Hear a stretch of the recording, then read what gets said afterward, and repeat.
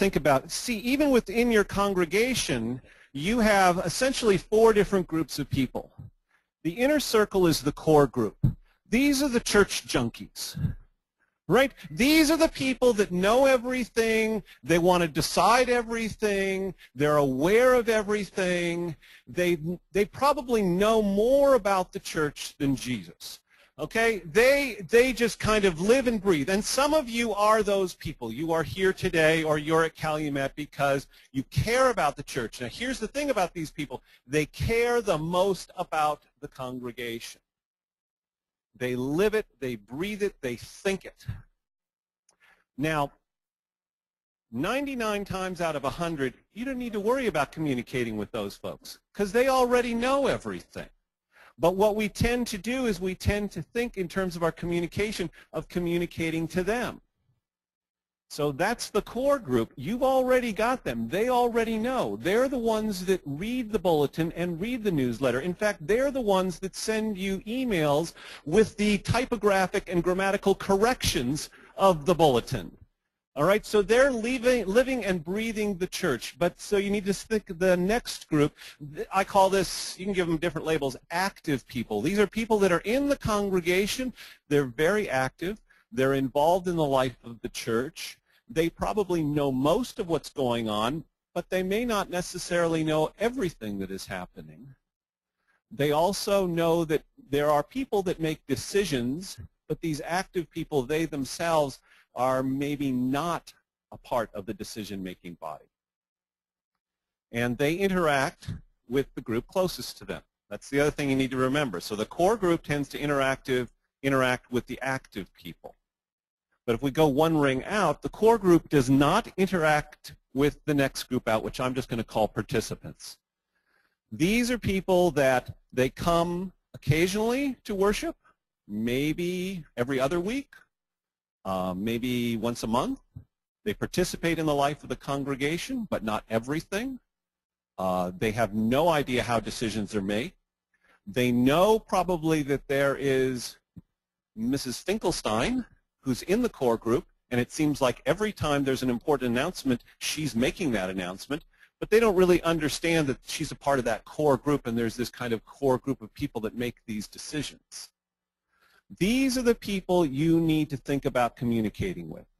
They're not there every week, so if you put something in the bulletin just for 2 or 3 weeks in a row, they're going to miss it because nobody remembers anything that's written down in the bulletin anymore anyway. And they may come on the 4th Sunday, but they didn't see it the previous 3. And then the last group, I just call these peripheral people, and you can call them people in the community. You can, maybe these are people that attend an AA group that is in your congregation. These might be people that only show up on Christmas and Easter. These might be people that are maybe just attend, say, a vacation Bible school in the summertime. How you communicate with those people. So remember, those peripheral folks, they do not interact. They might have some connection with the participants. That might be how they connected to your congregation. They don't even know who Mrs. Finkelstein is. And they don't have no idea who the active people are. So I just put this is helpful to think about in terms of communications. It's also helpful to think about in terms of decision making when you go through a process. Any congregation that's gone through any kind of serious decision. For instance, you're going to start a capital campaign. The first people that you need to get on board are the core group. Once you get all of them on board, or most of them, because we all know there's some of them that you're never going to get on board. Then you get the active group, and you build out from there. So this is just kind of a way of thinking about life in your congregation. All right, so that's the framework. Let's go to the next slide. So how to publicize an event. So these are the typically used tools that we have in our congregations. People make verbal announcements, they put a notice in the bulletin, maybe a poster or a flyer, and do mailings. That is traditionally what we have done in our congregations, and it's worked so well for so long that all of a sudden we hit 2006 or 7 and we were wondering why nobody was paying attention. I want you to know that this is not just something that's going on in congregations. I have a friend who is an assistant principal in a private school, And she constantly would talk to me about her frustration about trying to get information to parents. And this is not an unusual thing that would happen to her. They would have a big event, invite in, I don't know, say a speaker or something like that, and they would have 25 people show. And it was a successful event. It was wonderful. And then parents in the week and the days and weeks after that event would come up to her and say, "How come you never told us about this event?" And she would say, "It's been sent out on our e-newsletter every week for the last 8 weeks. We sent flyers home with your kids. We sent something home in the mail. We made verbal announcements. And we bribed your children that if your parents came, they would get a good grade." No, I'm making up the last one. But so I just want you to know this is not something that is unique to the church. This is a phenomenon that's going on everywhere. And those of you that are parents of kids in schools, you know you're also bombarded with all of this information, right? So you're getting a flyer to come to this sporting event or participate in this Apple sale or whatever it may be. And then you add any other groups like the soccer club, and then you put the church in there and all these other things. And most people are receiving so much information. How do they choose? Because they got so many choices. And some of you grew up in an era of limited choices. Or maybe the church was just the center and that was it. The church had the basketball league. The church had the social activities. The church had the Bible study and the worship. The church had the vacation Bible school or the summer camp. Now people have all kinds of choices. Okay, so let's talk about, next slide. What is the most effective form of communication? Word of mouth. Personal invitation. This works better than anything. So that piece of paper that I adapted and wrote, how to publicize an event in your church, one of the things, and I don't remember what number it is, but early on you'll see that is when you form a group of people to plan an event, what does it say? One of the key people that you need to have on that team? Right. Well, how is it phrased? Oh, a well-connected people person.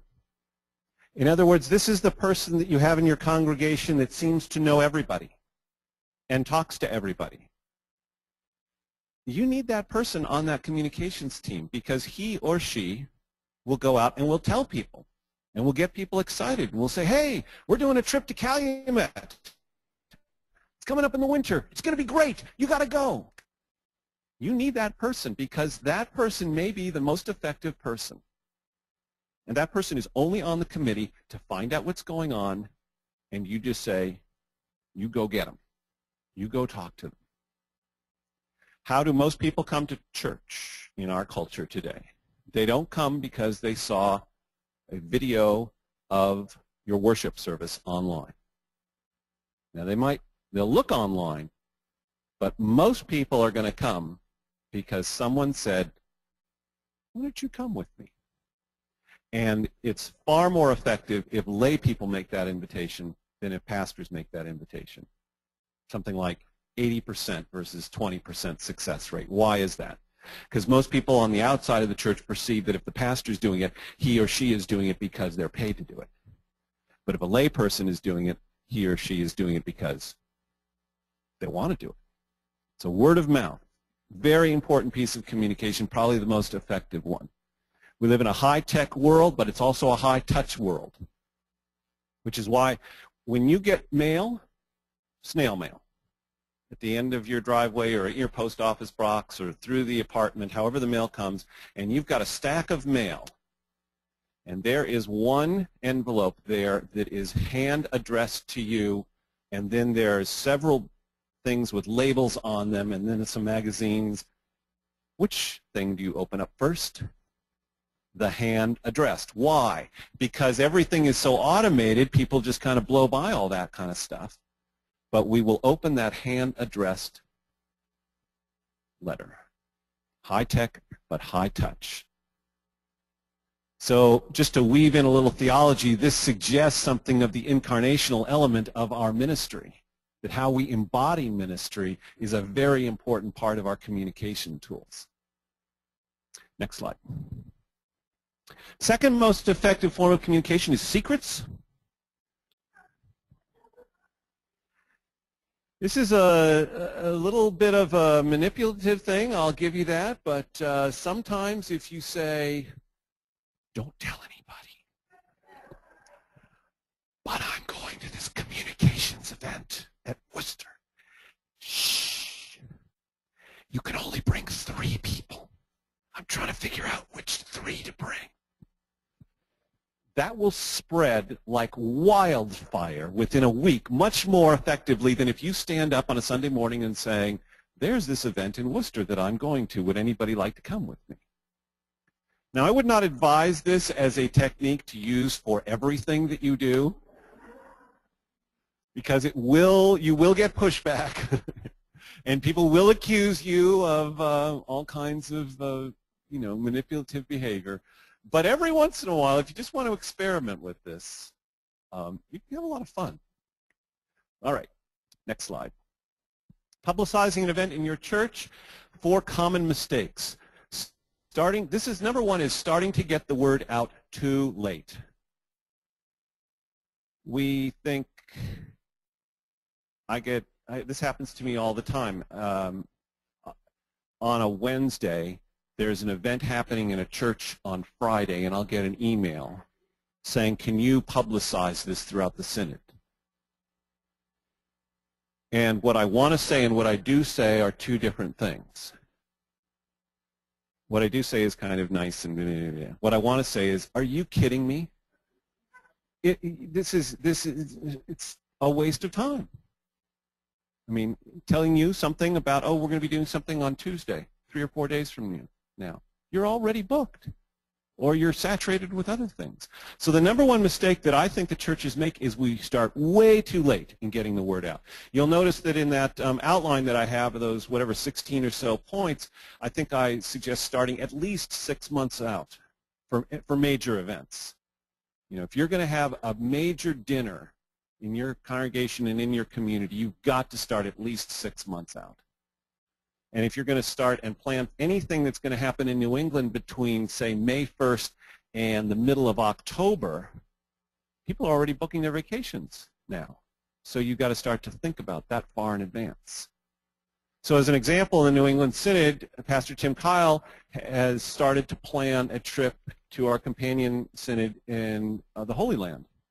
And we started getting the word out on that date in November, last November, because it's coming up in this November. That's a major trip. You've got to go a year out for that kind of a thing. Second thing is relying only on one form of communication. If we just stand up on a Sunday morning and make an announcement every Sunday, that will work. And we've already seen that doesn't work because some people are not paying attention. Some people are thinking about the Patriots in the afternoon. Some people are thinking about if they've got to mow the lawn. Well, not this time of year. But, these kinds of things. So just one form of communication doesn't work. You need multiple kinds of communications.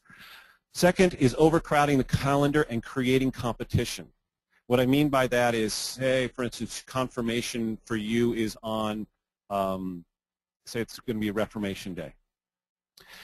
And you want everybody in the congregation to participate because this is something that's a part of the life of the body of Christ in your community, and that happens on the last Sunday of, okay, so 2 people up front got it right and 1 person in the past. Okay. Thank you. Okay, it happens in October, all right? But what you don't want to do is then have another major event on the 1st week in November and on the 3rd weekend in October, because you're creating too much competition. So you need to think long-term and big picture about your calendar. So select what are the 5 or 6 major events that you want in the life of your congregation over the course of the year and spread it out. You can't compete. You can't create too much competition. You can't have confirmation on Reformation Sunday and then All Saints weekend, maybe the Saturday of All Saints weekend, you're going to have a major service project of all your youth because it's involving the same group of people. Now, you might be able to, say, the 2nd week in November, do a senior citizens event, and then you've got the confirmation thing 2 weeks before. But you need to think about those kinds of things. Number 4 is not saying thank you. We do this a lot in the church. We don't celebrate. We don't thank very well. something happens, and that's why you get to the end of that list, that handout, and number 15 or 16 is writing thank you notes, saying thank you to people. More than just kind of having them stand up in church and applause. That's good to do, but finding a way to say thank you. Why is thank you an important part of communication? Because you're creating energy and momentum and enthusiasm for the event that happened, which will then make people think positively about participating again in the future. All right, I think that's, let's go to the next one. Is that, yep. So questions, answers, discussions, thoughts? Anybody here or anybody in New Hampshire or Massachusetts? Marshfield. Nobody has any questions. Yes, go ahead.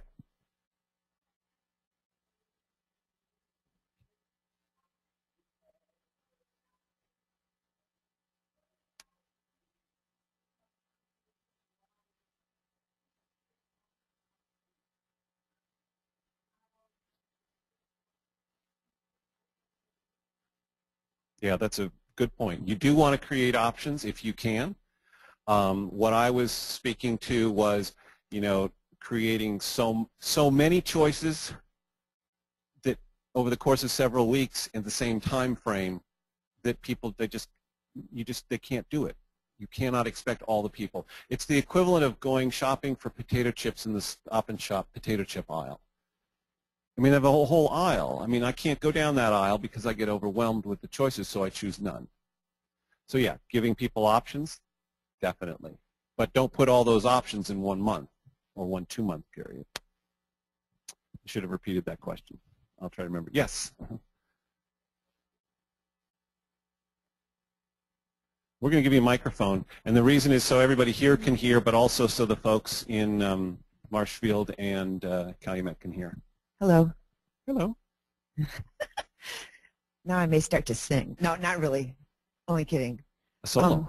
I think that one of the problems is that sometimes you don't really know who's in charge of organizing everything and getting everything on the calendar. It just seems like it's so easy to pass the buck to, is it a fellowship event? Is it a, should council be planning this? Or, and I think that a lot of times ideas just kind of fizzle because you're not sure who's in charge, and you don't want to appear bossy and say, oh, I'd really think it would be cool if we had a timeline. Like I keep thinking about timelines. In my mind, we have this timeline up on the wall, and it shows our big things and our little things, and then places, and in some magical way it would be connected to a printer where we could have it updated all the time. You know what I mean? Yep. So that's my dream, but then I don't want to appear bossy either, so it's kind of hard sometimes. Well, that's always a tension between taking the leadership step forward to make something happen and appearing obnoxious and bossy. And there's a tension between those two, because if you don't have leadership, nothing's going to happen. How many of you in your congregations have a master calendar? Oh, quite a few. Great. Okay. So, I mean, that alone is a good first step. And reviewing that master calendar a couple of times a year is a worthwhile thing to do. Depending on how your congregation is structured, that might be something that happens at a church council level, if it's a smaller congregation. If it's a medium-sized or larger congregation, then that's maybe something that's more a few select lay people and staff. But sitting down and reviewing that master calendar, so you're looking at the big picture far out in advance, so you know, okay, this event is happening in May, a fellowship event, say. But then when somebody else comes along in March and says, well, we want to do a car sale, you can say, it's a great idea. We understand, car sale, car wash, car sale. We're selling all the cars in the parking lot. Sunday morning between 9 and 11, come. A car wash. So then you're not being bossy because it's you being obnoxious, saying you can't do the car wash. It's a little bit more of a collective decision. Look, we have this master calendar. We like the car wash idea. It looks like there's an opening in January for a car wash, or whatever, that kind of a thing. A car wash in January in Maine. So I think that maybe that helps. Any other questions? Yes. All on the other side. We're going to give Mike his exercise.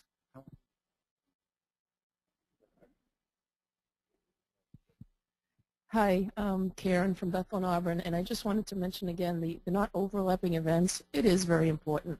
It's happened several times at our church and even Synod in the past year. When multiple major events are held at the same time, it's forcing people to choose, okay, am I going to do this one or that one? And you're excluding people, and often it's those core people. My church has two pretty big events each year, a church fair and a chicken barbecue. The last couple of years, it was held on the weekend of the Synod Assembly. So we need as congregations to also look at the Synod events so we're not double booking, but even at Synod level, past bishop's retirement versus the run for Calumet. We lost people that may have wanted to attend, or your installation versus a school lay ministry retreat weekend. So we start excluding people that might want to attend both events. So it is very important to have a master calendar and not be overlapping and not excluding people or making people choose which one do I participate in. Thank you. Yeah, if we can just get that new bishop to get that Synod calendar thing going. Well, I will say just one thing, though, is that we're not going to hit perfection on this, and that's a reality. And there are some events that congregations, just to pick the Synod Assembly as an example, some congregations have events that are long-standing events that have always been on the first or second week of June, and they go back to 1517 when they first started that. Right, as an example, right. And so, you know, it's just, that's the way it is, but it's a good point. Okay, let's do one more question, and then we're going to move on. Yes, Matthew. My question is more about the master calendar. I think one of the challenges that we're looking at is how do we publish that? What are some different ways of getting that out to, communicating that whole calendar out to people? And then also, how far out do we show it to people too? Those are kind of the main things that we're struggling with at Christ the King. Yeah. I think that when Pastor Rachel talks about website stuff, there'll be some options there.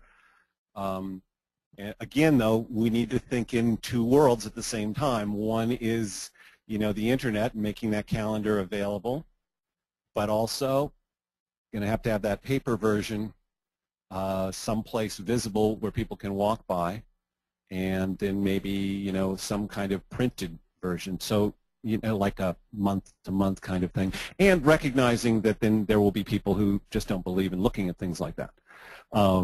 And it's not that there's anything wrong with them. It's just some cases they're just very busy. In other cases, they're just kind of not oriented that way.